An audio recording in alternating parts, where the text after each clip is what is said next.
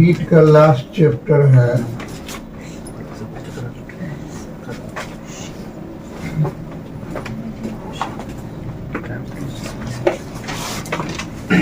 Transmission of heat,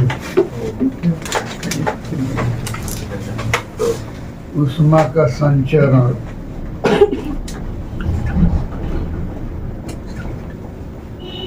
transmitter से transmission बना है और ट्रांसमीटर का अर्थ समझते हैं फैलाने वाला, यानी किसी भी वेव इत्यादि को फैलाने वाला ट्रांसमीटर कहलाता है। उसी से बना है ट्रांसमिशन ऑफ हीट, ऊष्मा का संचरण। किसी भी सॉलिड को आप हीट के संपर्क में ले जाएं, जैसे कि एक छड़ लिया जाए, लोहा से बना हुआ छड़, और इस छड़ के एक छोर को आग में डाल दिया जाए और दूसरा छोर आग से बाहर हो, तो एकाएक ऊष्मा यहाँ से यहाँ तक आ जाता है। ऊष्मा, थोड़ा सा ध्यान दीजिए, ठंडा तो है, तो ऊष्मा यहाँ से लेके और ये बाहरी छोर तक अचानक पहुंच जाता है, एक बैग पहुंच जाता है, टाइम पहुंच जाता है। अरे बोलना हाँ या ना। नहीं, अचानक नहीं पहुंचता, बल्कि धीरे धीरे ऊष्मा यहाँ तक पहुंचता, फिर यहाँ तक पहुंचता, फिर यहाँ तक पहुंचता, फिर अंत तक पहुंचता। जी सर। तो इसका मतलब ये हुआ कि ठोस में ऊष्मा धीरे धीरे ट्रांसमिट होता है, धीरे धीरे फैलता है, धीरे धीरे संचरित होता है। इसी तरह से आपको एक बर्तन में पानी रख के चूल्हा पर चढ़ा के गर्म करना शुरू कर दें, तो नीचे से ऊपर तक पानी एक बैग गर्म हो जाता है। नहीं, बल्कि नीचे वाला पानी गर्म होता है, फिर ऊपर वाला, फिर ऊपर वाला, और धीरे धीरे ऊपर तक आ जाता है। इसी प्रकार से आपका गैस है, हवा है, वायुमंडल है, इधर सूरज निकलता है, इधर हवा गर्म हो जाता है, बल्कि धीरे धीरे गर्म होते होते 10-11 बजे तक पूरी तरह से गर्म होता है। इस प्रकार से ये पता चला कि किसी ठोस में, द्रव में, गैस में ऊष्मा के फैलने की क्रिया को ट्रांसमिशन ऑफ हीट कहा जाता है, ऊष्मा का संचरण कहा जाता है। याद रहेगा कि किसी भी मीडियम में, चाहे वो सॉलिड हो, चाहे लिक्विड हो, चाहे गैस हो, किसी भी सब्सटेंस में, किसी भी मीडियम में ऊष्मा के फैलने की क्रिया को ट्रांसमिशन ऑफ हीट कहा जाता है, यानी ऊष्मा का संचरण कहा जाता है। ऊष्मा के संचरण का 3 मेथड है। एक को कहते हैं कंडक्शन मेथड, कंडक्शन मेथड। दूसरे को कहते हैं कन्वेक्शन मेथड। तीसरे को कहते हैं रेडिएशन मेथड।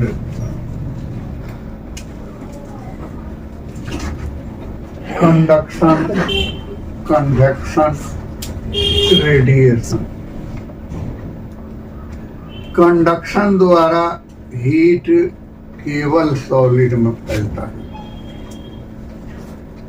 पहले ये याद रखिए कि कंडक्शन मेथड का अर्थ हुआ परिचालन विधि, और परिचालन विधि द्वारा ऊष्मा केवल ठोस पदार्थ में फैलता है। दूसरा हो गया कन्वेक्शन मेथड, परिवहन विधि। इस विधि द्वारा ऊष्मा लिक्विड और गैस में फैलता है। कंडक्शन द्वारा सॉलिड में फैलता है, कन्वेक्शन द्वारा लिक्विड और गैस में फैलता है। तीसरे को उसको अपनी जगह पर अपने छोड़ते हैं, बाद में देखते हैं क्या होता है। पहले वही पर बात किया जाए। कंडक्शन मेथड द्वारा ऊष्मा केवल ठोस पदार्थों में संचरित होता है। इस मेथड में पदार्थ के अणु बिना अपना स्थान बदले अपने गिर्द स्थित मॉलिक्यूल्स तक हीट पहुंचा देते हैं। मतलब कि ये आपको एक छड़ है, मान लेते हैं मेटल का छड़ है, लोहे का छड़ है, और आपको क्या कहा था कि सभी पदार्थ छोटे छोटे कणों के मिलने से बने होते हैं। ठोस के अणुओं के बीच की दूरी सबसे कम होती है, द्रव के अणुओं के बीच की दूरी अधिक, और गैस के अणुओं के बीच की दूरी सबसे अधिक होता है। तो ठोस का अणु कैसे होते हैं? जिस तरह से अपने सर का बाल होता है, इसी तरह से ठोस के अणु भी होते हैं। अपने सर का बाल क्या है? तो बेशक आप गौर करें तो सब बाल अलग अलग है, लेकिन फिर देखें तो सब बाल आपस में सटा हुआ है, यानी बालों के बीच की दूरी अत्यंत अल्प है। तो वैसे ही है कि आपको ठोस का अणु ऐसे होता है, एकदम अलग अलग तो है, लेकिन आपस में सटा हुआ भी है ऐसे।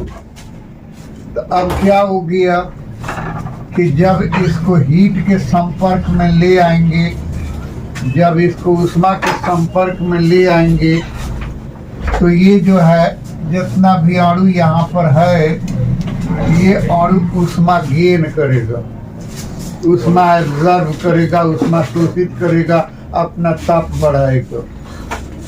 अब जबकि यहाँ से ये छड़ तो बाहर में है, लेकिन ऐसा है कि ये भीतर वाला अणु और बाहर वाला अणु तो आपस में सटा हुआ है जी। तो सटा हुआ है तो ये अपने जगह पर ही रहेगा, और ये सटा हुआ है इसलिए उसको ऊष्मा दे देगा, क्योंकि भीतर वाला मैक्सिमम टेम्परेचर पर है और बाहर वाला मिनिमम टेम्परेचर पर है। तो इस तरह से ये बाहर वाले अणु गर्म होंगे, फिर ये अपने सटने वाले अणु को ऊष्मा दे देगा, और इस तरह से ऊष्मा धीरे धीरे दूसरे छोर की ओर बढ़ता जाएगा और पूरे ठोस पदार्थ में ऊष्मा फैल जाएगा। तो वही कहा कि कंडक्शन मेथड द्वारा ऊष्मा केवल ठोस पदार्थों में ट्रांसमिट होता है, संचरित होता है, और इसमें ठोस के अणु अपना स्थान नहीं बदलते हैं और अपने इर्द गिर्द स्थित अणुओं तक ऊष्मा पहुंचा देते हैं। कन्वेक्शन मेथड, तो इसमें कहा कि लिक्विड और गैस में इसके द्वारा ऊष्मा का संचरण होता है। एक बर्तन लिया, इस बर्तन में पानी भर दिया और पानी भर के इसको ऊष्मा देना शुरू कर दिया। अब देखते हैं शुरू से क्या होने लगता है। एकदम देखे हुए हैं, अब ध्यान नहीं देते हैं, ये बात दूसरी है। जबकि हम विज्ञान के छात्रों को चाहिए कि जो भी घटना घट रही है वो दिख तो रहा है, लेकिन जो नहीं दिख रहा है उसके बारे में सोचे कि ये घटना घट क्यों रही है, तब जाके बात समझ में आती है। लेकिन आप लोग तो जनरल स्टूडेंट के तरह देखे और चल दिए, कोई मतलब नहीं है। तो क्या है कि ये पानी जब गर्म करते हैं तो आप देखते हैं कि ये फेंदा में बुलबुला बुलबुला दिखाई देता है। जैसे ही ऊष्मा देते हैं तो फेंदा में बुलबुला बुलबुला दिखाई देता है, और कुछ कुछ देर पर एक बुलबुला टूटता है, ऊपर जाता है। तो क्या मतलब हो गया कि ये जो फेंदा में पानी था वो ऊष्मा लिया, ले करके, और जब ऊष्मा लेगा तो वो तो हल्का हो जाएगा, पर टूट के भागेगा ऊपर की ओर, और ऊपर वाला पानी चला आएगा, फिर पेंदा में वो गर्म होगा, फिर वो जाएगा। कोई भी लिक्विड उबलता भी है तो देखते हैं ऐसे नहीं उबलता है, ऐसे लगता है कि नीचे से ऊपर आ रहा है, ऊपर से नीचे जा रहा है जी। तो क्या मतलब कि अपना स्थान बदल के गया, उष्मा लिया और लेके आ गया। तो ये क्या कहते हैं कि कन्वेक्शन मेथड द्वारा उष्मा का संचरण केवल द्रव और गैस में होता है। इसमें पदार्थ के अणु अपना स्थान बदल बदल कर उष्मा एक स्थान से दूसरे स्थान तक पहुंच जाते हैं। अब आ जाइए शुद्ध भोजपुरी में। रोड के उस पार कुछ ईंट गिरा हुआ है और हम लोगों को वो ईंट ले आना है यहाँ पर। वो ईंट 3 मेथड से यहाँ ले आ सकते हैं। पहला मेथड तो ये हुआ कि हम सभी उठें और लाइन में खड़े हो जाएं, और इस तरह से खड़े हो के उधर से आप हाथ उठाएं, इधर से हम हाथ उठाएं, तो दोनों का हाथ आपस में सट जाए। तो पहला आदमी ईंट उठा के अपने अगले को दे देगा अपने जगह खड़े खड़े, दूसरा तीसरे को दे देगा, तीसरा चौथे को दे देगा। किसी को अपना स्थान नहीं बदलना पड़ेगा और ईंट इस जगह तक आ जाएगा। इसी को कहेंगे कंडक्शन मेथड। और इसी मेथड से उष्मा का संचरण ठोस पदार्थों में होता है, यानी ठोस के अणु अपने जगह पर खड़े खड़े अपने आगे वाले अणु को हीट पकड़ा देते हैं। ठीक। दूसरा मेथड ये हुआ कि नहीं भाई जाइए आप लोग अपना अपना ईंट उठा के ले आइए। तो आप गए जाके ईंट उठा के ले आके यहाँ रखे, फिर गए फिर ले आके रखे। तो इसमें ईंट का स्थान बदलने के लिए आपको खुद का भी स्थान बदलना पड़ रहा है। तो उसी को कहते हैं कन्वेक्शन मेथड, जो इसमें बताया कि पदार्थ का अणु उष्मा लिया चला गया, फिर दूसरा अणु आया उष्मा लिया चला गया, फिर तीसरा अणु आया उष्मा लिया और चला गया। तीसरा मेथड ईंट को यहाँ तक पहुँचाने का ये है कि आपको समझ में आ रहा है कि हमारे गट्टा में इतना ताकत है कि हम उठा के फेंक देंगे तो चला आएगा इस पार, तो फेंक के पहुंचा दिए। तो अब यही बात है रेडिएशन मेथड में, यानी तीसरा में यही बात है कि उष्मा, पहले गौर कीजिए डेफिनेशन पर फिर एक्सप्लेन करेंगे।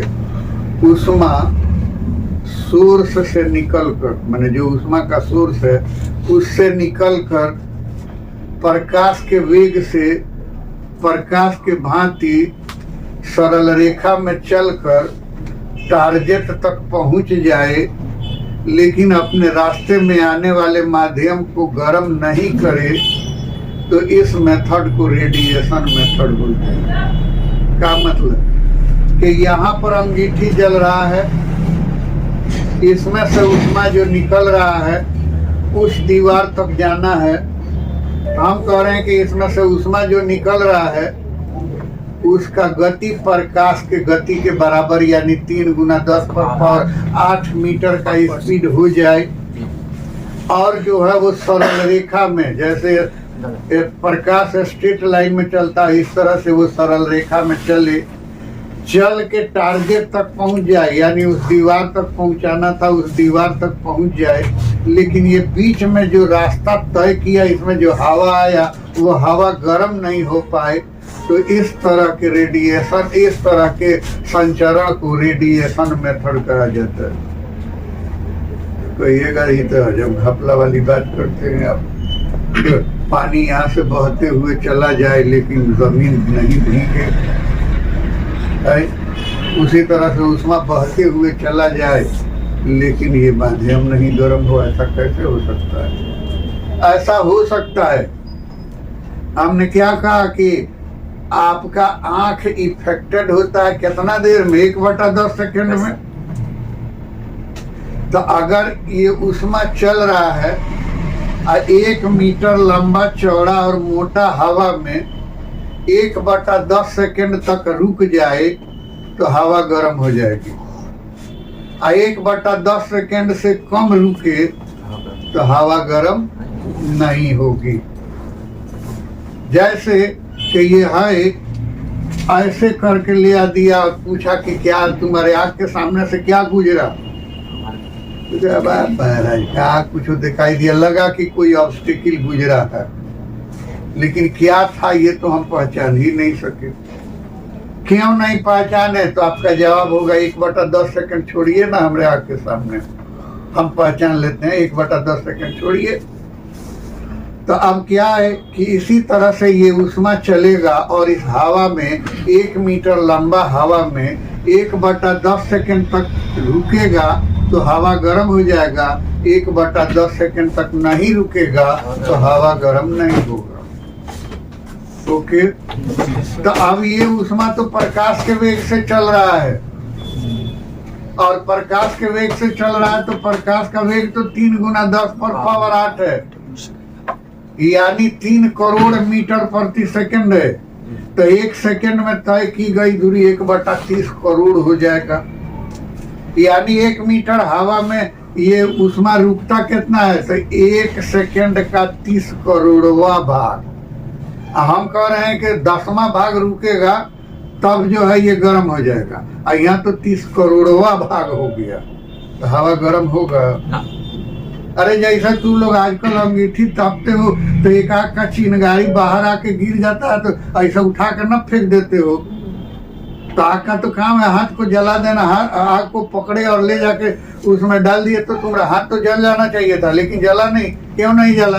तो पकड़ने और छोड़ने में 1/10 सेकंड से कम में टाइम लिया, इसलिए जो है वो हाथ नहीं जला।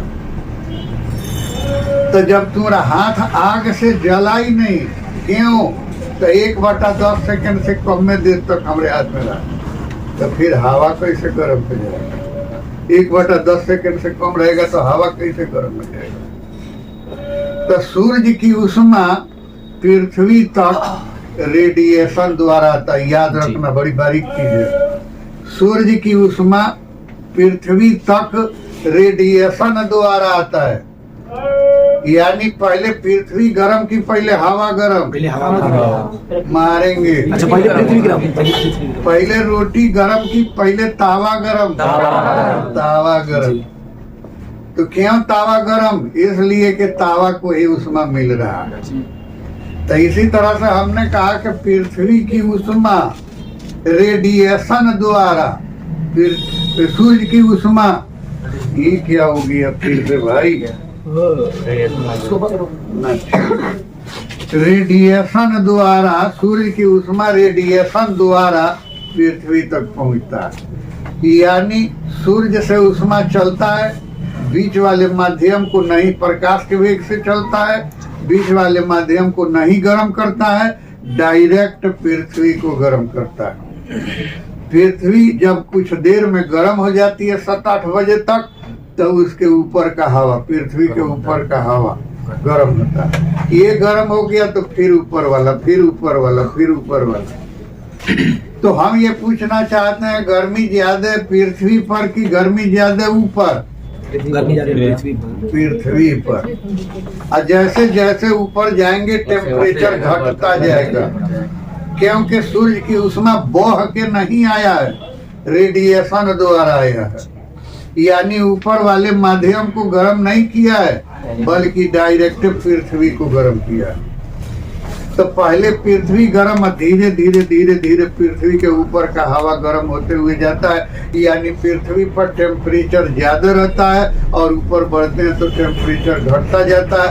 अगर रेडिएशन द्वारा उष्मा पृथ्वी पर नहीं आता तो इस पृथ्वी पर जीव जंतु की कल्पना भी नहीं कर सकते थे, क्योंकि यहाँ पानी नहीं होता। तब क्या होता? ऊपर में टेम्परेचर ज्यादा होता, नीचे में टेम्परेचर कम हो जाता। टेम्परेचर कम होता तो जो पानी जहाँ है वहाँ सड़ा रहता, न तुम्हारा कपड़ा सूखता, न तुम्हारा नदी नाला सूखता। जहाँ जैसे गीला था वैसे गीला रह जाता, क्योंकि हीट तो वही नहीं कर रहा है।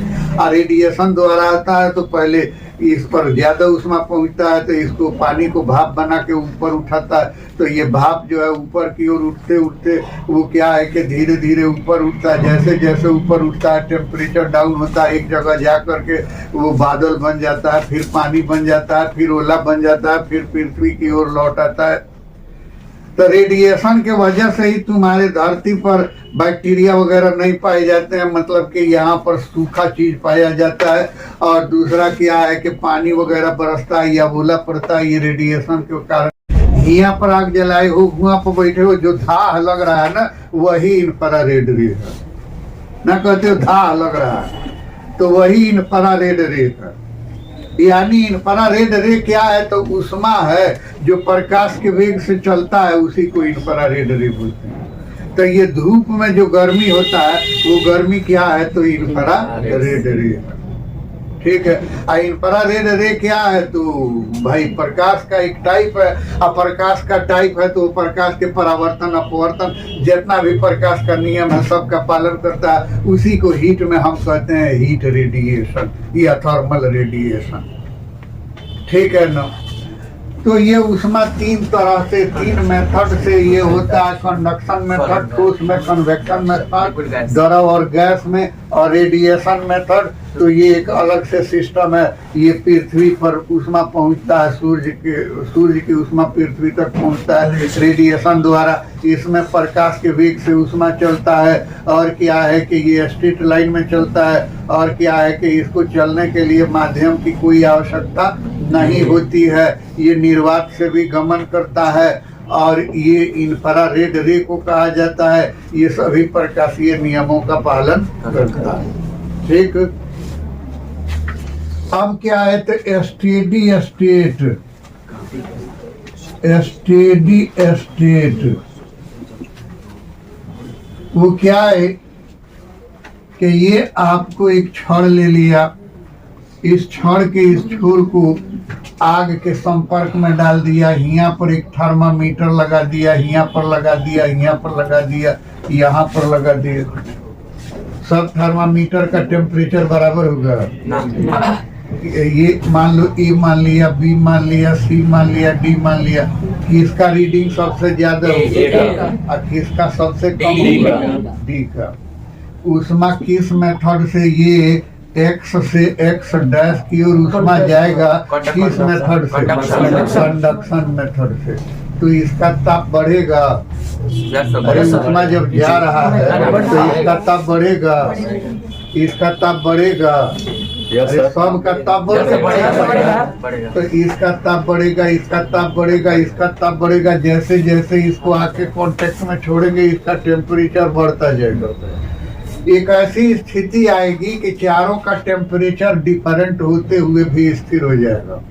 जैसे इसका टेम्परेचर मान लेते हैं कि 500 डिग्री सी हो गया, इसका टेम्परेचर मान लेते हैं कि 400 डिग्री सी हो गया, इसका टेम्परेचर मान लेते हैं कि 300 डिग्री सी हो गया, इसका टेम्परेचर मान लेते हैं कि 200 डिग्री सी हो गया।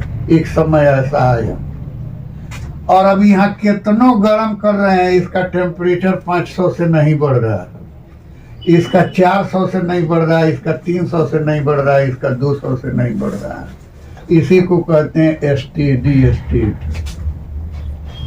क्या करना चाहते हैं? धातु के किसी छड़ के एक छोर को उष्मा के संपर्क में ले जाएं तो इसके भिन्न भिन्न स्थानों पर ताप भिन्न भिन्न होते हुए भी बढ़ता जाता है। फिर एक समय भिन्न भिन्न स्थानों पर ताप भिन्न भिन्न होते हुए भी स्थिर हो जाता है। इसी अवस्था को स्टेडी स्टेट कहा जाता है। और इस अवस्था में भी एक्स से एक्स डैश की ओर हीट का प्रवाह होता रहता है। तो काहे रुक गया जी? बस 2 दिन 3 दिन पहले तो बताए।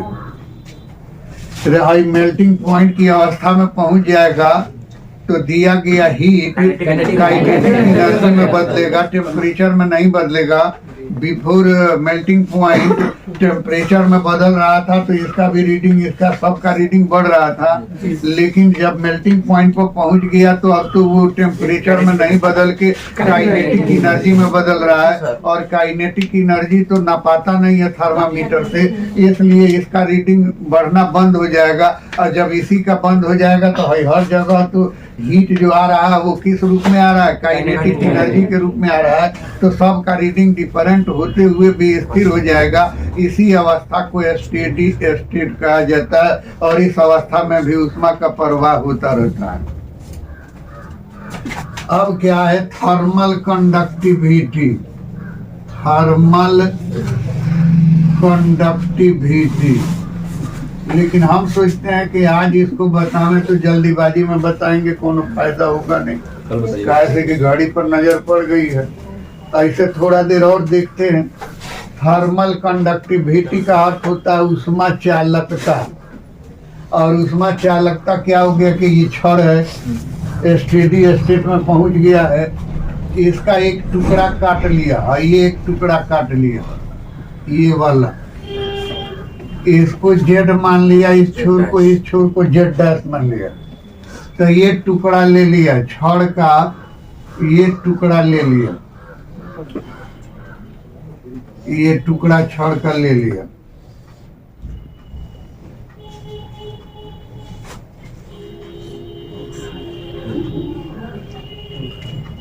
इस छोर को क्या माने हैं जेड, और इस छोर को माने हैं जेड डैश।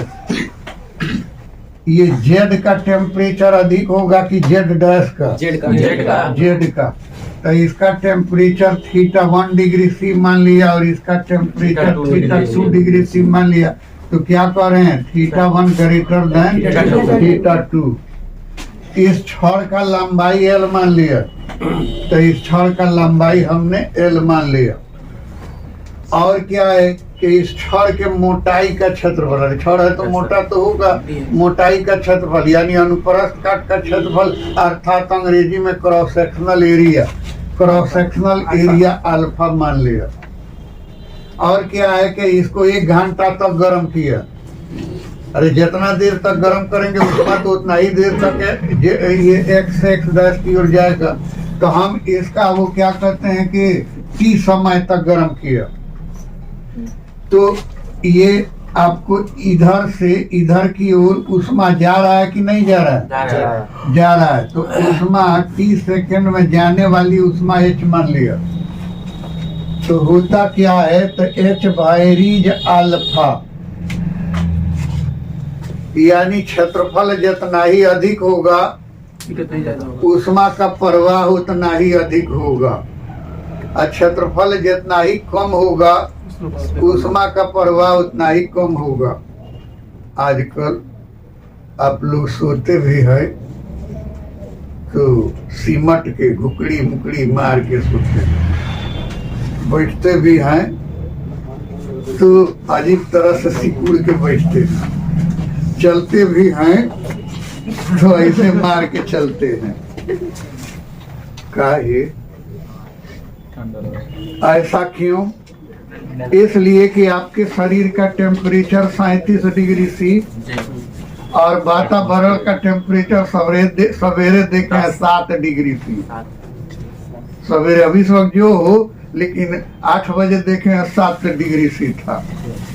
तो आपका बॉडी हायर टेम्परेचर पर, एटमॉस्फेयर लोअर टेम्परेचर पर, तो आपके शरीर का उष्मा निकल के एटमॉस्फेयर में जाती है, आपके शरीर में उष्मा की कमी होती है तो आपको ठंडा मालूम पड़ता है, जाड़ा लगता है। तो क्या है कि इसी का पालन आप करते हैं, सोते हैं तो भी सिकुड़ लेते हैं कि हमारे शरीर का एरिया घट जाए तो लॉस ऑफ हीट घट जाएगा, तो हमको ठंडा भी कम लगेगा, मतलब हमारा हीट लॉस कम हो जाएगा। चलते भी हैं तो सिकुड़ते हैं इसीलिए कि एरिया घट जाए, शरीर का एरिया घट जाए तो ये कम उष्मा लॉस करेगा, ठीक। और वही गर्मी का दिन है, कोई सट के बढ़ जाता है तो ढकेल देता है भाई गर्मी में इतना हमारा। तो क्या मतलब कि वहां पर भी हम अपना एरिया फ्री रखना चाहते हैं ताकि ज्यादा से ज्यादा उष्मा लॉस हो हमारे शरीर से कि कुछ हमको राहत महसूस हो। तो वही पर हो गया। या अभी भी कुत्ता वगैरह को भी देखिए तो एकदम समेट ममेट के, चिड़िया वगैरह जिसको भी देखिए एकदम समेट के बैठा हुआ है, तो इसी का पालन कर रहा है कि जितना ही क्षेत्रफल कम होगा लॉस ऑफ हीट उतना ही कम होगा। फिर क्या है H बायरीज T, जितना ही अधिक देर तक गर्म करेंगे उतना ही अधिक उष्मा का प्रवाह होगा। H बायरीज θ1 माइनस θ2 डिग्री सी, इधर का ताप जितना ही अधिक होगा इधर का ताप जितना ही कम होगा ऊष्मा का प्रवाह उतना ही अधिक होगा। और H वायरीज 1/L, छड़ की लंबाई जितना ही ज्यादा होगा ऊष्मा को यहाँ तक पहुँचने में उतना ही अधिक समय लगेगा। अब सबको मिला दें तो क्या हो गया, H varies alpha t theta 1 minus theta 2 बटा L। इसलिए H बराबर कोई नियतांक के alpha t theta 1 minus theta 2 बटा L where K is a constant and called thermal conductivity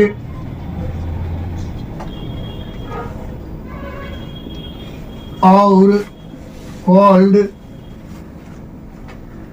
coefficient of thermal conductivity, coefficient of thermal conductivity, यानी कि एक नियतांक है जिसे ऊष्मा चालकता या ऊष्मा चालकता का गुणांक कहा जाता है। परिभाषा करने के लिए इफ अल्फा बराबर 1 मीटर स्क्वायर, एल बराबर 1 मीटर, टी बराबर 1 second and theta 1 minus theta 2 बराबर 1 डिग्री सी, देन एच बराबर की हाइयो 1 मान लिया, हाइयो 1 मान लिया, हाइयो 1 मान लिया, हाइयो 1 मान लिया, तो एच बराबर की। तो परिभाषा क्या करेंगे, स्टेडी स्टेट में, प्रयोग हो रहा है स्टेडी स्टेट में। स्टेडी स्टेट में एकांक अनुप्रस्थ काट की क्षेत्रफल और एकांक लंबाई वाले सुचालक छड़ से प्रति सेकंड प्रवाहित ऊष्मा चालकता के बराबर होता है जब छड़ के दोनों छोरों का तापांतर 1 डिग्री सी हो। स्टेडी स्टेट में यूनिट क्रॉस सेक्शनल एरिया और यूनिट लेंथ वाले कंडक्टिंग बार के छोरों का टेम्परेचर डिफरेंस 1 डिग्री सी हो तो पर सेकंड प्रवाहित ऊष्मा थर्मल कंडक्टिविटी के बराबर होता है। ठीक, फिर एक बार स्टेडी स्टेट में एकांक अनुप्रस्थ काट की क्षेत्रफल और एकांक लंबाई वाले सुचालक छड़ के छोरों का तापांतर यदि 1 डिग्री सी हो तो पर सेकंड प्रवाहित होने वाली ऊष्मा थर्मल कंडक्टिविटी के बराबर होता है। कल आप लोगों को बता रहे थे ट्रांसमिशन उसमें कहा कि किसी मीडियम में ऊष्मा के फैलने की क्रिया को ऊष्मा का संचरण कहा जाता है। जैसे किसी ठोस में ऊष्मा का फैलना, किसी गैस में ऊष्मा का फैलना, या आपको किसी द्रव में ऊष्मा का फैलना,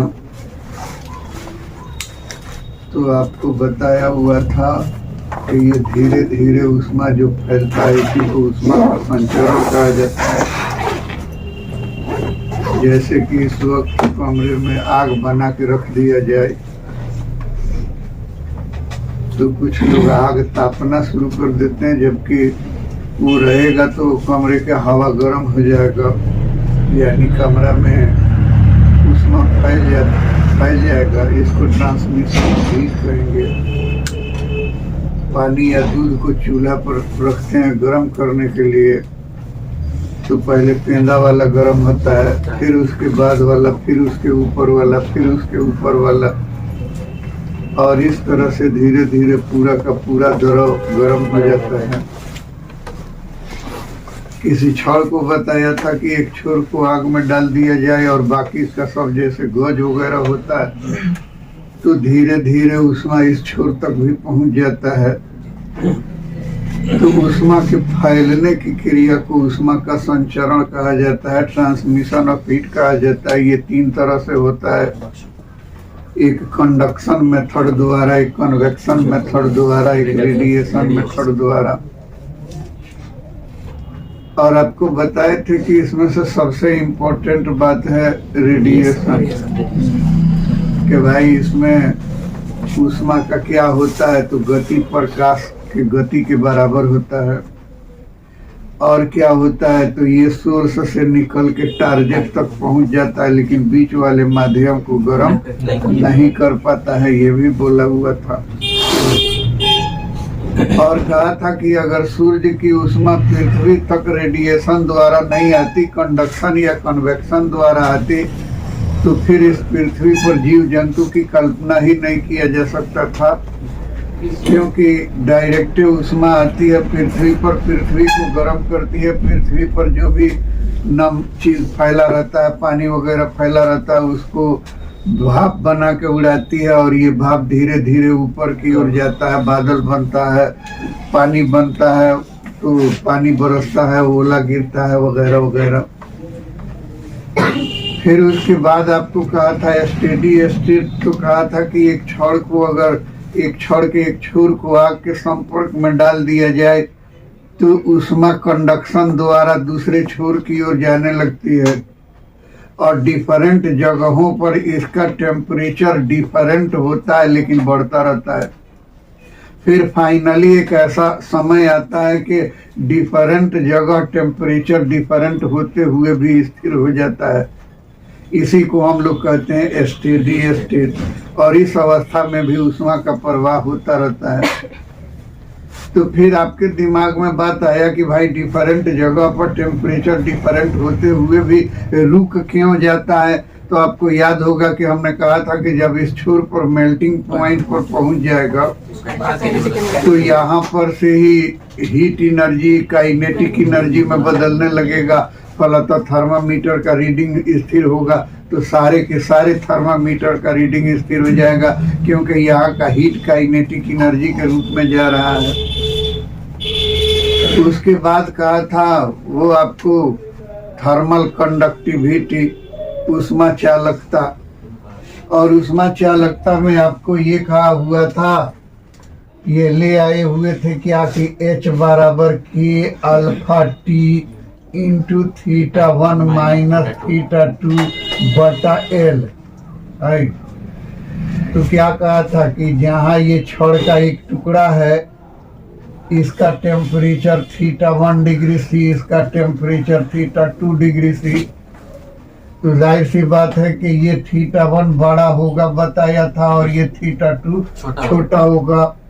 इस छड़ की लंबाई माना था L, और इस छड़ को गर्म किया था T समय तक, और इस छड़ के मोटाई का क्षेत्रफल यानी अनुप्रस्थ काट का क्षेत्रफल अर्थात क्रॉस सेक्शनल एरिया माना था अल्फा, और ये के कांस्टेंट आया हुआ था। इसी कांस्टेंट को हम लोगों ने थर्मल कंडक्टिविटी या कोफिशिएंट ऑफ थर्मल कंडक्टिविटी बोले हुए थे। तो इसमें वही मान लिया था कि इफ अल्फा बराबर 1 मीटर स्क्वायर, एल बराबर 1 मीटर, टी बराबर 1 second, and theta 1 minus theta 2 बराबर 1 डिग्री सी, देन एच बराबर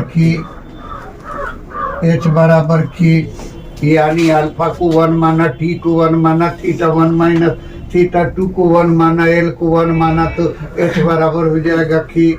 और यही पर परिभाषा किया था कि किसी चालक छड़ के अनुप्रस्थ काट का क्षेत्रफल 1 मीटर स्क्वायर और उसकी लंबाई 1 मीटर हो, तथा दोनों छोरों के तापों का अंतर 1 डिग्री सी हो, तो प्रत्येक सेकंड में प्रवाहित ऊष्मा थर्मल कंडक्टिविटी के बराबर होता है।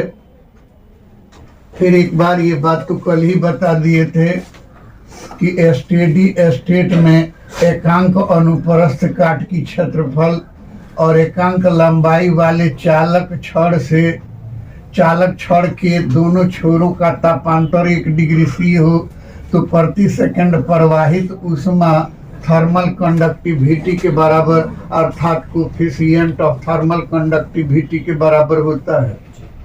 इसका डायमेंशन निकालना है, तो H बराबर के alpha t theta 1 minus theta 2 बटा L, तो इसलिए के बराबर हो जाएगा कितना, एच एल बटा alpha t theta 1 minus theta 2।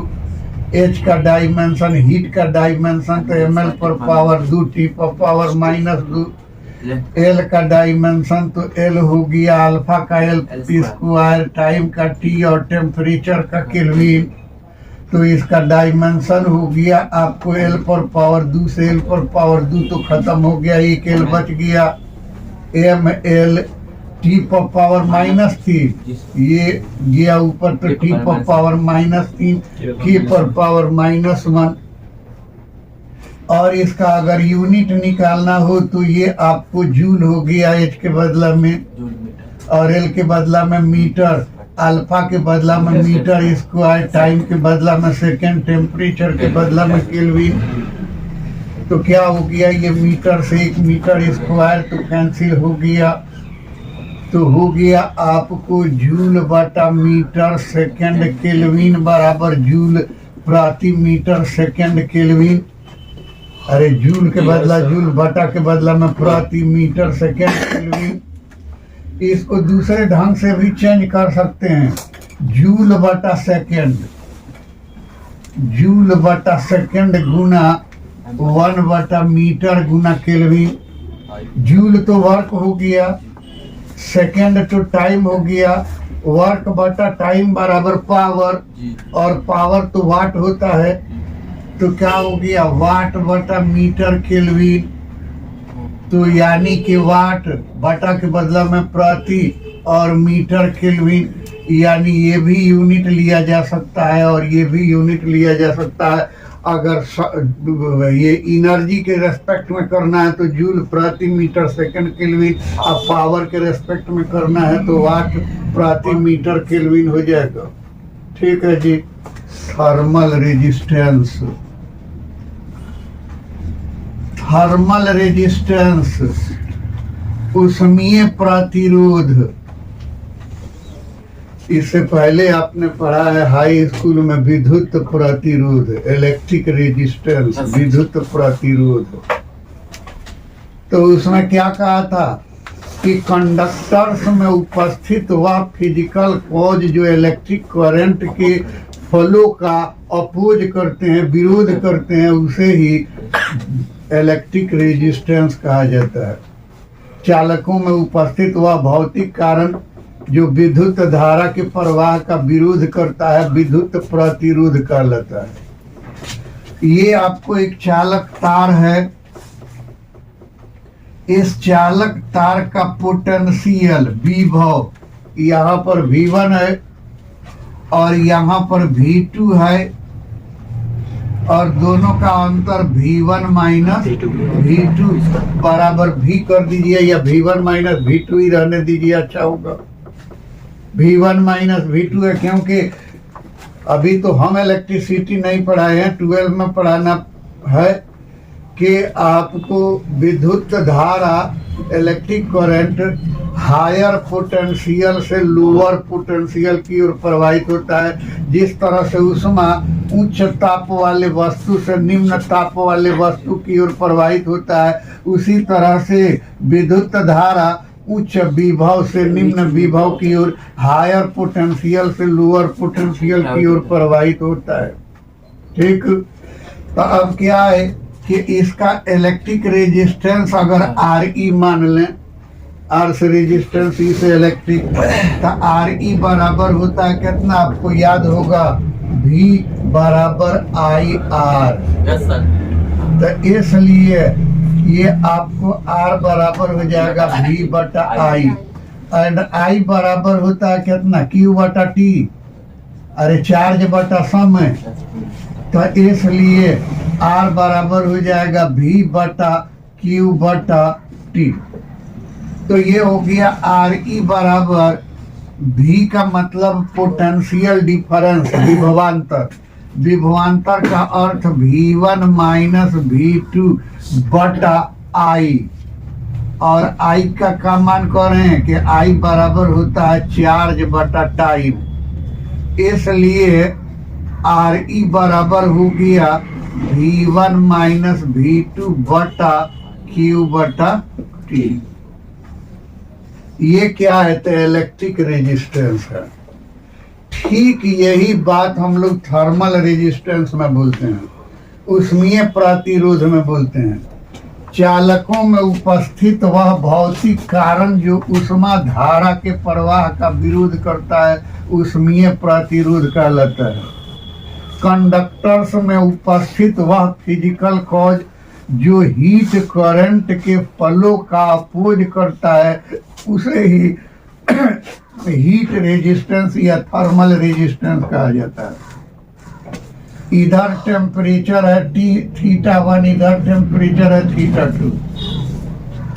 तो अगर θ1 ग्रेटर देन θ2 है तब न हीट इधर प्रवाहित होगा। तो हम मान रहे हैं कि t सेकंड में प्रवाहित होने वाला हीट h है और इसका थर्मल रेजिस्टेंस जो है RT है। T से थर्मल रेजिस्टेंस RT है और इसका टेम्परेचर डिफरेंस कितना है? तो θ1 माइनस θ2 है। तो ठीक इलेक्ट्रिक करंट की तो इलेक्ट्रिक रेजिस्टेंस की तरह RT बराबर विभवांतर मतलब तापांतर।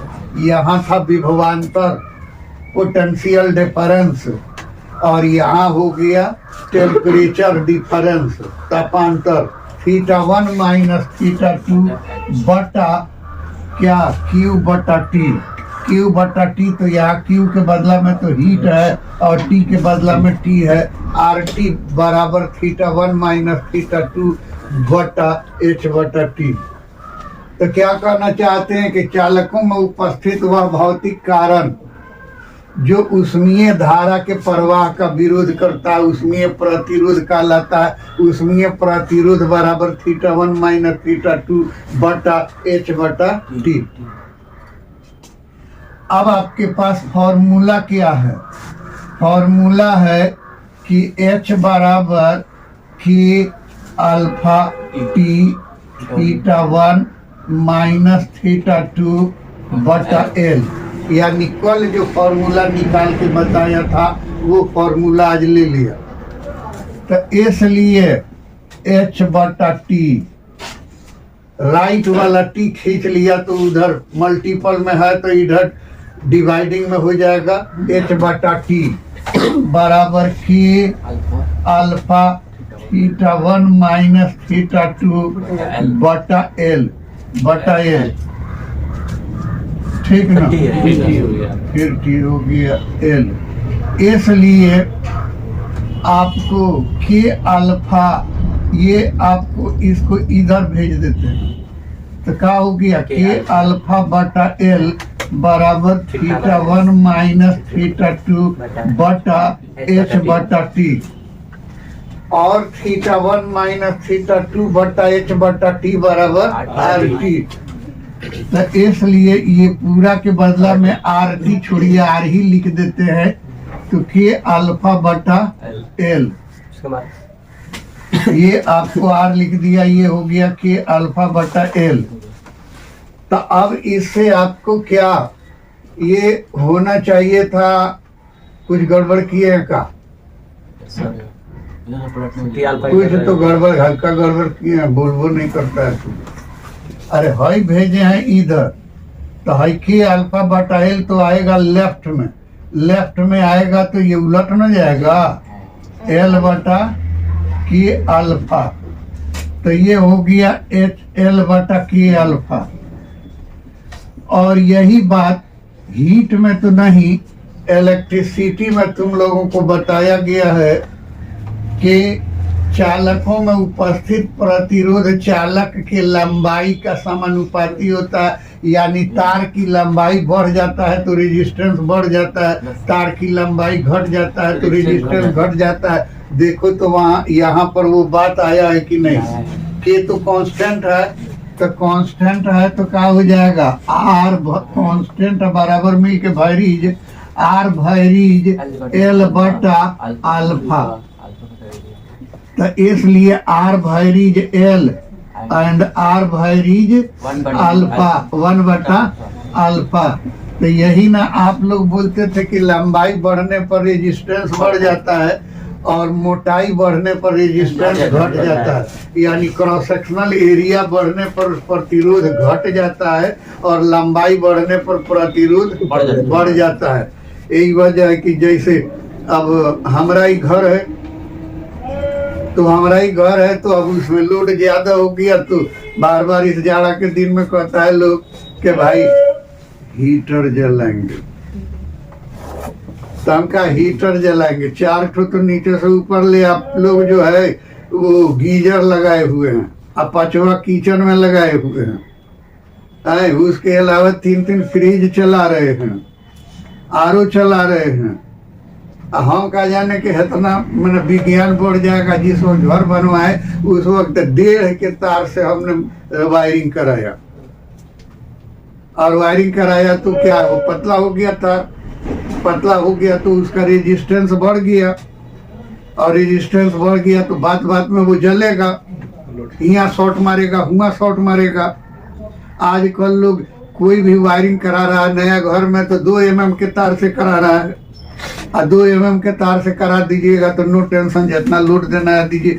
तो 2 mm का मतलब क्या, ये मोटाई का बढ़ जाना, और मोटाई का बढ़ जाना मतलब क्या, रेजिस्टेंस का घट जाना, और रेजिस्टेंस का घट जाना मतलब कि विद्युत धारा एकदम बिना किसी बाधा के प्रवाहित हो रहा है, कोई शॉर्टेज वगैरह का डर नहीं है।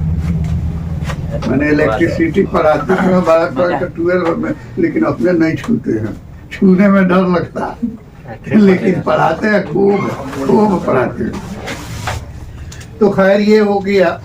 अब आप लोगों को एक बहुत ही अच्छी बात बता रहे हैं जो लाइव। अच्छा पहले इसका डायमेंशन कर लिया जाए, तो डायमेंशन करिएगा तो क्या हो जाएगा, एल, और के का तो यहाँ पर आ गया बेटा, के का यहाँ पर आ गया एम एल टी पावर -3 के पावर -1, और क्या हो गया आपको, अब एल का हो गया, के का हो गया, अल्फा का तो हो जाएगा एल पर पावर 2, तो बराबर हो गया कितना, एम ऊपर जाएगा -1, एल और एल तो खत्म हो गया, एक एल ऊपर गया तो -2 टी पर पावर 3 के, अरे ये सब ऊपर जाएगा तो पॉजिटिव हो गया। और अगर यूनिट निकालना है तो एल का यूनिट तो हो गया मीटर, के का यूनिट तो हो गया वाट प्रति मीटर, केल्विन का मतलब वाट, मीटर पर पावर -1 केल्विन पर पावर, अरे बटा के ऊपर जाएगा तो माइनस है ना, हो गया केल्विन पर पावर -1, के का हो गया, अल्फा का हो गया मीटर पर पावर 2, 1 मीटर से 1 मीटर तो खत्म हो गया, ये मीटर से 1 बचा हुआ, और ये मीटर इनवर्स में है तो ये खत्म हो गया, तो बच गया कितना, 1/वाट केल्विन पर पावर -1 बराबर केल्विन बटा वाट बराबर केल्विन प्रति वाट। यानी थर्मल रेजिस्टेंस का यूनिट होता है केल्विन प्रति वाट, ठीक ना। एक बात है कि colour of bodies, colour of bodies जैसे ये है, यहीं पर देखिए तो ये लाल दिखता है, ये ग्रीन दिखता है, ये ब्लैक दिखता है, ये ब्लू दिखता है, इसी पर कई तरह का रंग आपको दिख गया। तो ये रंग क्या है, कैसे आपको डिफरेंट कलर दिखता है, तो डिफरेंट कलर ऐसे दिखता है कि सूर्य प्रकाश में कई गो कलर है, 7, violet, indigo, blue, green, yellow, orange और रेड। यानी ये जितना भी प्रकाश है इसमें 7 रंग है। अरे जिस तरह से आपको शरबत पीने को दे दिया तो उसमें पानी भी है, चीनी भी है, रसना भी है, सबको मिला जुला के जो भी मिलाए हैं, नींबू तींबू जो मिलाए हैं वो सब तो उसमें मिल रहा है, अगर आपको शरबत दे रहे हैं तो। इसी तरह से जब सूर्य का प्रकाश आपको मिल रहा है तो वो 7 रंग आपको मिल रहा है। जैसे गिलास से शरबत पी रहे हैं, जितना भी एलिमेंट इसमें डाले हैं वो सब आपको मिल रहा है। उसी तरह से सूर्य प्रकाश जब आपकी आंख पर पड़ता है तो वो 7 रंग आपको मिलता है। वो सूर्य प्रकाश जिस चीज पर भी पड़ता है वो 7 रंग उस पर मिलता है। तो आपके सामने खाना रख दिए, आप खाना खा रहे हो, गौर से सोच के बोलिएगा, आप खाना खा रहे हैं, तो खाना खा रहे हैं तो जितना रख दिए और सब खा के निश्चिंत कर दिए कि कुछ उसमें से छांट भी रहे हैं, छांट रहे हैं, जैसे मरचा का तिल्ली वगैरह है या कोई खड़ा मसाला वगैरह है या अगर मछली वगैरह है तो कांटा वगैरह है, वो सब छांट छांट के निकाल रहे हैं, खाने वाली चीज खा जा रहे हैं। यानी आपके पास खाना रख रहे हैं तो खाना के साथ दो तरह का व्यवहार कर रहे हैं, एक को तो ऑब्जर्व कर रहे हैं, दूसरे को थरू फेंक रहे हैं। इसे ये बतवा हमेशा के लिए याद कर लेना, जो अभी बोल रहे कुछ बात ऐसी है कि वो लाइफ लॉन्ग याद रहना चाहिए, नहीं तो हमेशा वो धोखा देता है। तो ये बात याद रखना कि जब हमारे सामने खाना रखा जाता है तो हम सब खा नहीं जाते हैं, कुछ को तो निगल लेते हैं, ऑब्जर्व कर लेते हैं, कुछ को थ्रो कर देते हैं यानी फेंक देते हैं। इसी तरह से किसी भी वस्तु पर सूर्य का प्रकाश आता है तो उस सूर्य प्रकाश के साथ जिस तरह से आप खाना के साथ दो तरह का व्यवहार किए, उसी तरह से सूर्य प्रकाश के साथ वो वस्तु दो तरह का व्यवहार करती है, कुछ को ऑब्जर्व कर लेती है और कुछ को थरो यानी रिफ्लेक्ट कर देती है। यहाँ थरो नहीं बोलेंगे, रिफ्लेक्ट बोलेंगे और ऑब्जर्व बोलेंगे। तो जिस रंग को रिफ्लेक्ट करती है वही दिखता है। अरे बैठ के खा लिए आप, खाओ के हाथ धो रहे हैं, तब तक हम पहुंच गए, क्या खाए? मछली खाया। तो जो खा गए वो हमको थोड़े दिखा, मछली का कांटा वगैरह दिखा, तो हमने जो दिखा वो बोल दिया। तो ठीक वही बात कर रहे हैं कि सूर्य प्रकाश जब किसी वस्तु पर पड़ता है तो वो वस्तु उस प्रकाश के साथ दो तरह का व्यवहार करती है, कुछ को रिफ्लेक्ट कर देती है, थ्रो कर देती है, और कुछ को ऑब्जर्व कर लेती है। जिस रंग को रिफ्लेक्ट करती है वस्तु उसी रंग की दिखाई देती है। अरे जो फेंकते हैं वही ना दिखता है, तो वो भी जो रिफ्लेक्ट करता है उसी को दिखते हैं आप। ठीक, तो खाना का अधिकांश भाग फेंक देते हैं का अधिकांश भाग खा जाते हैं। तो इसी तरह से ये भी अधिकांश भाग ऑब्जर्व कर जाता है, थोड़ा सा भाग रिफ्लेक्ट करता है। तो ये आपको हरा इसलिए दिख रहा है या पेड़ पौधे हरा इसलिए दिखते हैं कि इस पर जो 7 रंग आता है 6 रंग को ऑब्जर्व कर जाता है, एक रंग हरा को रिफ्लेक्ट करता है। जब हमारा आंख इधर जाता है तो यहाँ से क्या आता है? अरे जैसे आपके दस्तरखान पर हमारा नजर गया तो क्या दिखा? मछली का कांटा, तो कह दिया कि मछली खाया हुआ। इसी तरह से इधर हमारा आंख गया तो क्या दिखा? हरा। इसका मतलब ये हरा फेंका है, हरा रिफ्लेक्ट किया है और बाकी 6 रंग को ऑब्जर्व कर दिया। अगर ये लाल दिखता है इसका अर्थ क्या है? आप लोग बोलो इसका अर्थ क्या है? लाल को रिफ्लेक्ट किया, बाकी सबको ऑब्जर्व किया। ये ब्लू दिखता है इसका अर्थ क्या है? रिफ्लेक्ट किया और बाकी को ऑब्जर्व किया। ये काला दिखता है इसका अर्थ क्या है? काला तो सूरज के प्रकाश में होता नहीं। और एक बात, जब गलत बोला तो उससे और एक चीज जान लीजिए कि काला कोई रंग नहीं है। Black is not a colour. आप लोग कहते हैं ना कि ये हिजाब मेरा काला रंग का है, तो हमको हंसी आती है। अगर साइंस का पढ़ा लिखा आदमी है तो हंसी की बात हो गई। Black is not a colour, black is the colourless vacuum space.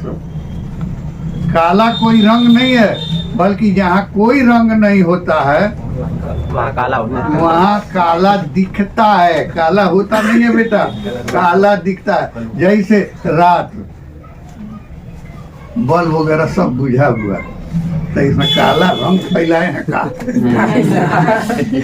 ऐसे ही काला दिखता है। तो क्या मतलब हो गया कि इसमें अगर कोई कलर नहीं है तो वो काला दिखता है। काला रंग नहीं है, कलरली वैक्यूम स्पेस, जहां पर कोई रंग नहीं होता है उसे काला कहा जाता है। तो अब पूछ रहे हैं कि कोई वस्तु काली दिखती है, क्यों? पूरा एब्जॉर्ब कर लिया। यस बेटा, पूरा का पूरा एब्जॉर्व कर लिया, रिफ्लेक्टेड नहीं किया कुछ, तो हमारे आंख पर क्या पहुंचा? कुछ नहीं। तो जैसे आंख बंद है तो हमको काला ही ना महसूस हो रहा है, उसी तरह से हमारे आंख पर कुछ नहीं आया तो हमको काला महसूस होता है। तो क्या कहना चाहते हैं कि काला क्यों दिखता है? जहाँ एब्जॉर्बिंग पावर, इधर देख, जहाँ एब्जॉर्बिंग पावर 100% और रिफ्लेक्टिंग पावर 0 हो उसको हम लोग काला बोलते हैं। काला रंग नहीं बोलते हैं, उस स्पेस को काला बोलते हैं। ठीक। और ये व्हाइट दिखता है क्यों? क्योंकि सबको रिफ्लेक्ट कर दिया। सबको रिफ्लेक्ट कर दिया, एब्जॉर्व कर भी नहीं किया। तो 100 पर एब्जॉर्बिंग पावर 100%, रिफ्लेक्टिंग पावर 0, तो कौन चीज दिखेगा? व्हाइट दिखेगा। एब्जॉर्बिंग पावर 100%, अच्छा, तो ब्लैक रिफ्लेक्टिंग पावर 0, तो ब्लैक दिखेगा। रिफ्लेक्टिंग पावर 100%, एब्जॉर्बिंग पावर 0, तब व्हाइट दिखेगा। याद रहेगा?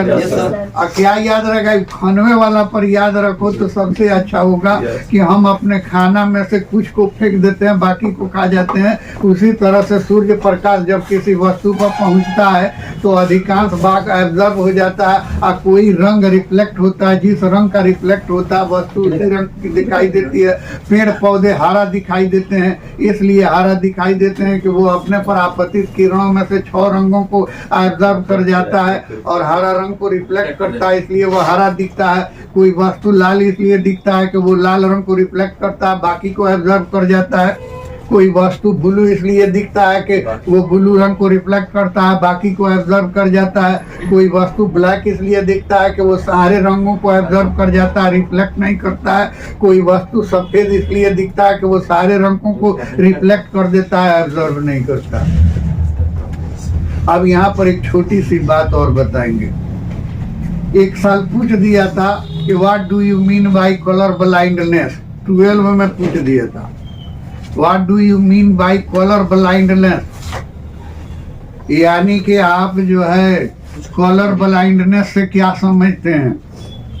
कलर ब्लाइंडनेस से क्या समझते हैं और इसका निवारण हो सकता है कि नहीं हो सकता है? कलर ब्लाइंडनेस आंख में होने वाली एक बीमारी है। अपने भारत में ये बीमारी बहुत कम पाया जाता है, बल्कि ना पाया जाता है, ना के बराबर पाया जाता है। लेकिन विदेशों में खास करके यूरोपियन कंट्री में ये बहुत ज्यादा पाया जाता है। और इसमें क्या होता है कि आपका आंख एक ही कलर पर सेट कर जाता है। अरे जैसे मेरा दूरी, किसी का दूरी खत्म हो गया, किसी का नजदीकी खत्म हो गया, हमारा दोनों खत्म हो गया।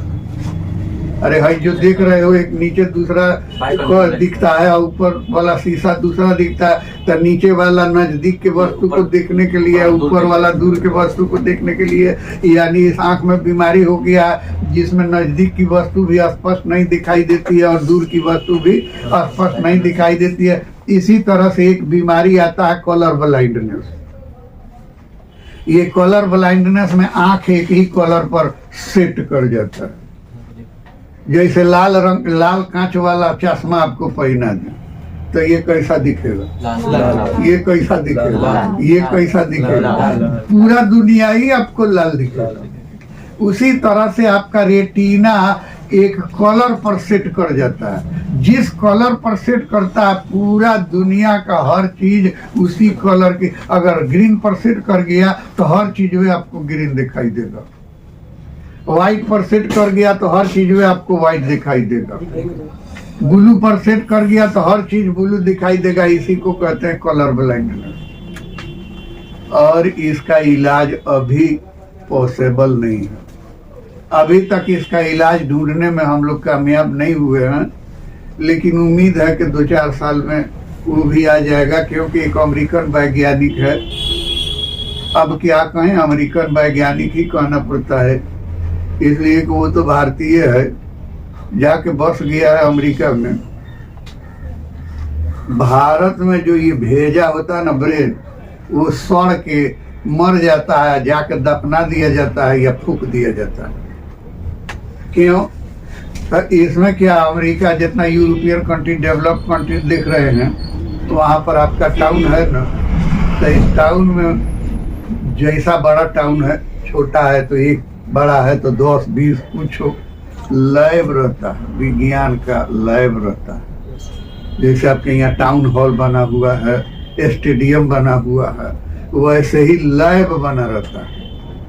किसी भी व्यक्ति को, चाहे वो पढ़ा लिखा हो चाहे जाहिल हो, अरे जाहिल, ये जनरेटर तो जाहिले आदमी बनाया हुआ है, रूम कोर्स बनाया हुआ है, रूम कोर्स नाम का वैज्ञानिक बनाया, जो बिल्कुल जाहिल था, लोहार था, भाटी चलाता था। फैराडे, ये बिजली की बात जो अल्टरनेटिंग करंट किया है तो वो फैराडे किया है। अब फैराडे क्या था तो ठेपा छप था, इतना बड़ा काम कर दिया उसने। न्यूटन क्या है, तो न्यूटन ठीक है पढ़ा लिखा है, लेकिन 3 नंबरिया स्टूडेंट था वो। मैट्रिक भी पास किया था तो फर्स्ट डिवीजन विथ 2 बॉडीगार्ड। तो ये मैट्रिक भी उसका ऐसा ही रहा है। तो जितना भी वैज्ञानिक है उसमें से मैक्सिमम अनपढ़ ही है या थर्ड क्लास का है। ऐसे भी आप लोग मिला लीजिए, अब अपने भारत में 1 नंबर ब्रेन मैट्रिक पास करने के बाद किसी टेक्निकल में हो गया तो चले गए, जो 2 नंबर ब्रेन बचा वो चला गया इंटर में।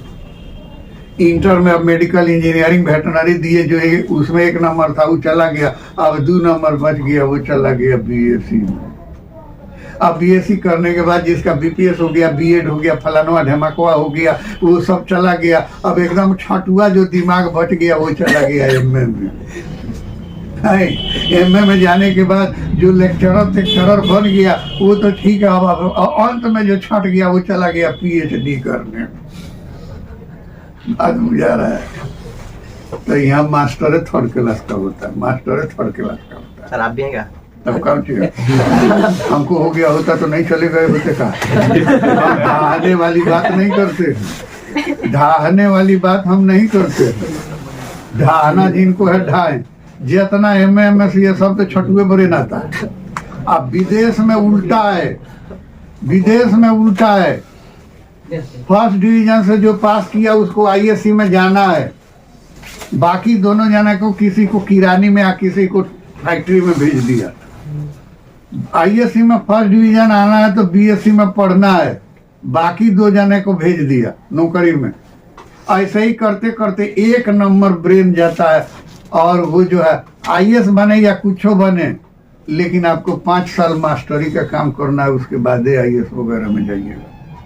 तो वहाँ का मास्टर 1 नंबर होता है। तो खैर ये कलर ब्लाइंडनेस के बारे में बता रहे थे, तो वो लड़का जो है इंडियन ही है, लेकिन वो चला गया अमेरिका। वो एक लेंस बनाया हुआ है, वो लेंस आँख को फाड़ के रेटिना हटा के उसके जगह पर रखा जाएगा, और जा कर के तब वो कलर ब्लाइंडनेस उसका दूर होगा। लेकिन अभी वो इनिशियल पोजीशन में है, कैसे कि एक दवा को बनाने में 25 बरस टाइम लगता है। 25 बरस में 20 बरस वो गुजार चुका है, अंतिम 5 बरस चल रहा है, और उस पर भी सक्सेस हो जाएगा तब वो मार्केट में आ जाएगा और लोगों को लगने लगेगा। तो कलर ब्लाइंडनेस के बारे में यही याद रखिए कि ये आँख में होने वाली एक बीमारी है, जिससे कि वो क्या कहते हैं कि आँख का रेटिना एक ही कलर पर सेट हो जाता है। इस बीमारी का अभी कोई इलाज संभव नहीं है।